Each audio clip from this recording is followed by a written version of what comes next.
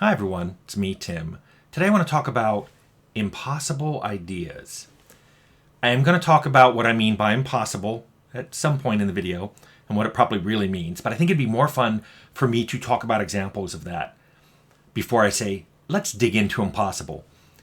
But this is a question from Fear the Clown, who in my video for unique rules for players video, which I'll link below, asked, the idea of a boss having its own save game is wild. Can you go into more detail about your thought process for that boss fight? What are some other impossible to implement ideas that you've had over the years in the same vein? It's interesting. Now keep in mind I did do a video about ideas of mine that got rejected. So you'll have to, probably view this video a little differently than that. These aren't ideas of mine that somebody went, yeah, we had a better idea. These were ideas of mine that people went, no, it cannot be done. Remove it. So let's talk about that. Let's talk about that boss with saves. The idea in this was back in the game that was going to become Fallout, the time travel, magic, dinosaur game. There was a boss at the end that, oh no, actually he was midpoint. It was the magician, it was the wizard. If you killed him, everything would rewind. And he'd be standing up again. And he'd be like, ha, I have a save game. And he'd hold up a little disc. He goes, I'm on to you. I have save games too. And in order to really kill him, you had to do something that invalidated his save games. And basically what that amounted to was either you had an ability or you had to bring a device to the fight that would wipe that disc, like a magnet or something like that. We were also talking about changing it to maybe there was some equipment in the room and you had to destroy that before you could ever win a fight against him. So you could hurt him and then go over and damage it. But if you ever killed him, it would immediately stop and restart the combat. So the equipment had to be destroyed first before he was. Now, this wasn't impossible to do. But what I was told at the time is, look, it is quite possible that there's no way to make this feel good and fair to a lot of players. Which could be one definition of impossible. Unless you want to make a tiny niche game that very few people like, you probably do want to care about what kind of mechanics you're introducing. And you should ignore ones that, if most people are going to hate this, maybe you shouldn't do it. But there were a lot of other features I wanted along my career that were impossible in different ways. One of them I've mentioned on here. I wanted to do fully realized, that's what I'm calling it, generated dialogue. I did a video on the generated dialogue in Arcanum, and you can watch for it below. But I wanted to do that at a way, way bigger scale. I wanted so many more things to be reacted to, and I wanted the variation in the reaction to be broader because I wanted the reaction to be very specific. It would be specific to the armor you're wearing, not just a generic, that scary armor. It would be specific to you being nude, who you were, things you had done before, who the person seeing you was. So, a shopkeeper might say something different than a noble woman. I did get some of those, but I wanted way more than what Arcanum had. And it could be interleaved with handcrafted dialogue. And that's something I'll remind people. Just because you have procedurally generated content doesn't mean everything is. What I loved about Arcanum was we used generated dialogue mixed in with handcrafted dialogue. We used generated terrain sectors mixed in with handcrafted sectors. So that you can do it. But to get my fully realized generated dialogue, you would need an AI to do it. You could not write everything you needed, store everything you needed, especially if you were going to do voice for it, which more and more games are doing voice. You couldn't do that with people. A person couldn't write all those, and a person couldn't voice all those. And I'm not talking about LLMs. I had this idea in 1998. There were neural networks around, but nothing like LLMs, and nothing was working like that. I wanted to do this with AI, but not LLMs. And I wanted to do the voice with AI. Again, not LLMs. So this wasn't necessarily an unethical way of doing it, but it was deemed impossible. Now it's possible, but possibly unethical. So I don't think this will ever happen. So this is just an idea that got thrown out as impossible. Related to it, I wanted to make procedurally generated world sections. And that section part is doing a lot of heavy lifting here. I wanted to make a world where level designers fill in areas of the world based on design. So they handcraft this city, and they handcraft this dungeon, and they handcraft this castle. And then the rest of the world is procedural. Some of it's just procedural outdoor areas like forests and deserts and things like that. Some of them are procedurally generated structures like dungeons and villages and castles and wizard towers and cemeteries and ruins and caves and monster lairs. The reason I want this is it makes for a really varied world that feels much more alive and fun.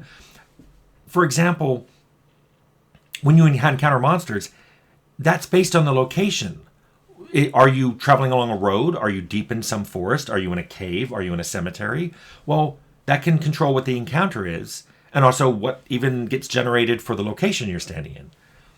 So what I love is not only can you create things like this, but in terms of monsters, you can respawn it. So if you go into that wizard tower, whether it was hand-placed or not, and go in and kill the wizard, maybe later on some bandits move in and use that as their base of operation because there's a road nearby. By the way, those are some things that became why this was impossible. Roads. I never figured out how to do roads procedurally in Arcanum. Rivers, I never figured out how to do procedurally. All of the ocean and rivers and Arcanum and roads were hand-placed. Oh, and railroad tracks. They all were hand-placed because I could not figure out how to make a long, multi-sector spanning geographic feature that looked good and could be generated in the amount of time I had available in the 90s. By the way, all of this is really, really inspired by Judges Guild, and I have a Judges Guild video below. Those modules that came out in the 70s and 80s for D&D were filled with things that let the DM generate things on the fly for his player. Sure, they had specific dungeons and cities and towns that you could buy that were very specific, but they had tons of things. Village book, ruins, castle book, island book. You could buy these things, and it was rules for generating them. And it was really cool. But anyway, it never happened. Another thing I wanted to do was make major and permanent map changes. So you're doing something, and the map is forever changed because of it. I've done this a little bit here and there, where a door may get busted or chest destroyed. But I'm talking about destroyed buildings, leveled forests, etc. Every time I describe this, the programmers and artists all said, you're essentially asking for a new map. Now, there are games that have come out that do this, but it's the feature of the game. Everything around the game is designed around it. Red Faction lets you do destruction. But the whole game was based around the destruction. And if you let players do this too much, it becomes the one big hammer in their tool chest. It's like, oh, I can't get into the dungeon, break down the door. Oh, I can't get into that building, break down the wall. It breaks so many things that you want to try to do. If you can't have a locked chest that you have to find the key for, or a building that you have to find the door key, or the magically held door that you have to find the password for. If everything's destructible, there's really one way to play the game. It's like when I've told people that if you put parkour in a game, you're basically telling the player, I expect you to jump around a lot, and that will be how you solve some things in the game. And then a lot of stuff becomes about parkour. It's like, well, why would I go by those city guards at the gate when I can figure out a way of just climbing over the city wall? And by the way, if you don't include that because you want them to get by the gate, then the player feels cheated. Like, why did I put all my points in parkour? Anyway, I came up with a game design idea once that was deemed impossible because when the character died, all the art changed. The idea was you were a child or young person living in a horrific world. I think it was post-apocalyptic. They viewed it as a Candyland world with cartoon characters, and they would do and say funny things. But when the character was killed, the screen would drain down and you'd see what the real world was like. If you think I was inspired by Adventure Time, you're right. The way I offered to have this implemented was everything in the world, creatures, walls, and props, all had two versions. They had the version that the kids saw it like, and then the real version that they saw would happen when they died. And by the way, I was going to have things later in the game that let you get glimpses. Like there was maybe there was a medication you could take, a drug you could take, and you could look around and see what the world was really like for just a moment. Or maybe there was a perk or other ability that let you see just for a moment what the world was really like. And I was going to work that into the storyline. I was told way too hard, way too expensive, effectively impossible by everybody I ran this storyline by. Not the least of which was you can't have a child as the main character who gets killed. Again, to that person, I'm like, again, did you play Limbo? So this led to another thing I wanted to do, which was, I think this is the last example I'm going to give, but then I want to talk about what impossible means. I wanted to make a game with that during character creation, the player constructed the perks, the traits, the backgrounds, even whole classes that they wanted to play. And if you played Tyranny, we had a spell constructor. If you played Morrowind, there was a class constructor. And I'm talking about that. I'm not talking about what I've done in a lot of my games and a lot of other role-playing games have done, where you start and you've selected a few things, you selected a few attributes, a perk or two, and some skills. But then as you go up a level, you refine that. I'm not talking about that. I'm talking about you create a class. And these are the abilities you can buy, and these are the ones you can't. And here are the perks that are available, and here are the ones that aren't. Or here are the perks that are cheap, and all the others are really expensive. And here are the skills and armor restrictions and everything for this class.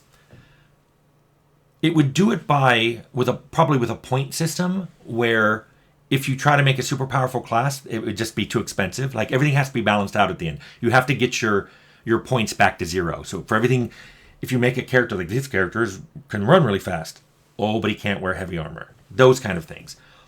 Perks would be like that too. You're designing perks that you buy later in the game. And those perks would have costs. They'd be a balance of the good and bad stuff. Think of the traits that were in the original Fallout, where we had, here's something good and bad, and we glued it together. It would be like you could make those yourself. Backgrounds for Arcanum are a perfect example. Here's something good and bad. You can glue them together. I have a background video. I'll link it below. Those are the things I wanted players to make at the beginning. Then they would play through the game with this class and abilities and perks and backgrounds that they created. I think a player-constructed game feature like that would be amazing, but I was told by so many people that it was impossible. There's no way you'd ever get something like that designed on paper, and it would be impossible to balance, to which I would always say, single-player game, I don't really care about balance that much. I was told it was impossible. It's never been done. So now let's talk about what I mean by impossible. I think it's obvious that when designers and artists say it's impossible, they just like, look, I can't do that. I don't know how to do it, or this tool doesn't allow me. For programmers, it's a little different because they often make the tools. They make the engine. When a programmer tells you something's impossible, what they really mean usually is they don't know how to do it. Now, sometimes it really is impossible. If someone asks me to get 120 frames per second on a particular map on the min-spec machine, I may sometimes come back and go, that just isn't possible. Now, of course, you may go, well, you're not a very good optimizer. And it's true. I may be falling in that camp of, I just don't know how to do it. But sometimes you are, as a programmer, asked to do something impossible. However, usually, you just don't know how to do it. And it's tough to say, yeah, I'm not good enough. I don't know how to do that. Just let me tell you two quick stories. I'm not going to point fingers because these are things that people really meant it when they said it. But twice I was told a feature in a game I was working on was impossible. One time, I was a programmer on that game. Another programmer told me that the feature we wanted could not be done in the game engine we were using.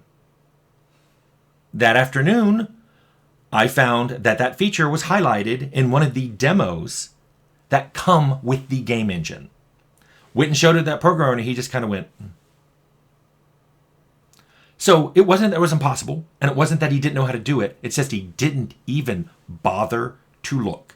And sometimes programmers will blow you off that way. Luckily, in that situation, I was a programmer, and I was like capable of just walking up to him saying, you basically are ignorant.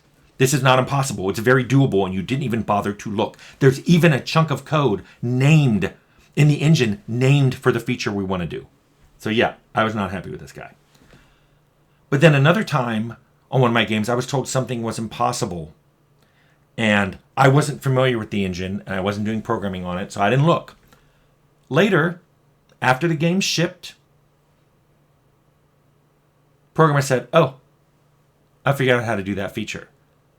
Now, we couldn't just go back and drop it in. I've talked about design fallbacks. I'd fallen back to another feature. The game was redesigned not to have that feature anymore. So being told, oh yeah, we could have done that, was basically for me like, oh, we just missed a really nice, somewhat important feature because I think they didn't look into it very much. They just told me it was impossible. So let me end on that. Many times, impossible means impractical.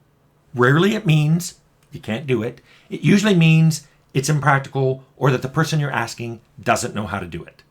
So there's rarely things that are impossible, but there are a lot of good reasons not to put in some design features. Anyway, fear the clown. I hope this answered your question.